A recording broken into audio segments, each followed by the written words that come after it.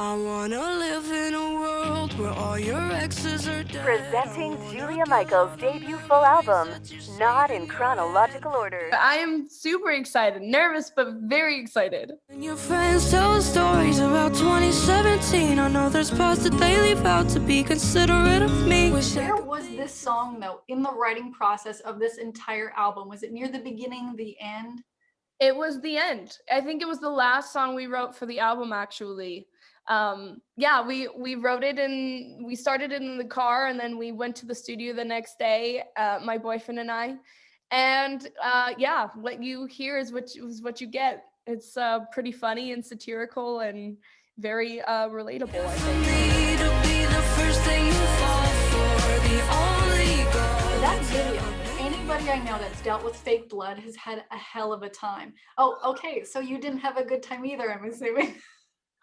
It was awful. It was so gross. It was like sticky, and it was in my eyes, and like just all over my body. My hair was sticking to my, and it was cold, so I was like this, and if I would move my arms down, my arms were sticking together. It was so gross.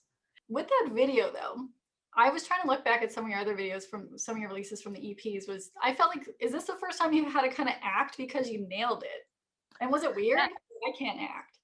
Yeah, well, my boyfriend thinks that I played the character so well because I wasn't acting, which is pretty funny and pretty accurate, I think. Yeah, it's the first time I really got to act, and I didn't even realize that I could. I had these sort of visual ideas for the video, and when I met Blythe Thomas, the director, we had a very collaborative experience with this video. I wanted it to be really campy and kitschy and satirical, and as satirical as the song is. And I think we had a lot of fun, and we did a really good job doing it. It had like the whole Stepford Wives kind of crazy thing. I loved it. But what was it like for that one scene specifically where they're all like, well, they're playing dead around you, like everything, your facial expressions, like what was it like in that moment? Because watching it, it was this entire experience. The girls were such sports, and I every time I would do a toast, I'd be like, toast to all his exes, may you rest in hell. And they're like trying so hard not to laugh. And there was a girl that was sitting to the right of me. She had her eyes open the whole time, and I'd look over and she's just crying. I felt so bad. And the girl to the left of me was like, girl, just shove a Twinkie in my face. It's fine. It's fine. I was like, are you okay?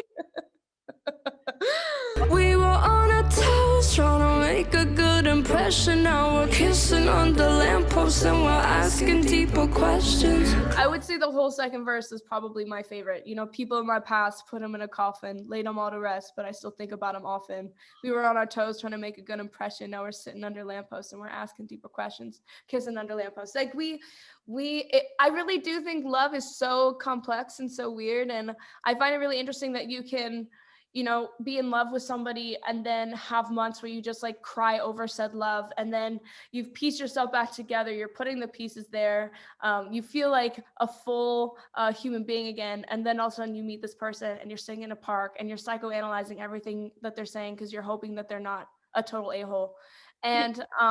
And then you're falling in love, and then all of a sudden, a year later, you could give 2 SHITs about the person that you loved before them. Releasing an album like this, where you're putting your heart out there in a different way, like #Orange Magic. Do you feel vulnerable? Do you feel vulnerable in a different way at all, writing these lyrics and then sharing them? I mean, yeah, there's always a level of fear, I think, when you're putting out music. You know, I tend to think that sometimes my music can be an acquired taste, just because I do talk about things sometimes that can make people uncomfortable. But I feel like, you know, why make music if that's not the goal for myself? You know, I am a vulnerable person. I am an emotional person. I don't hide that, and I don't shy away from it. I accept it, and I just hope that if people hear it, that they resonate with it and they feel something too.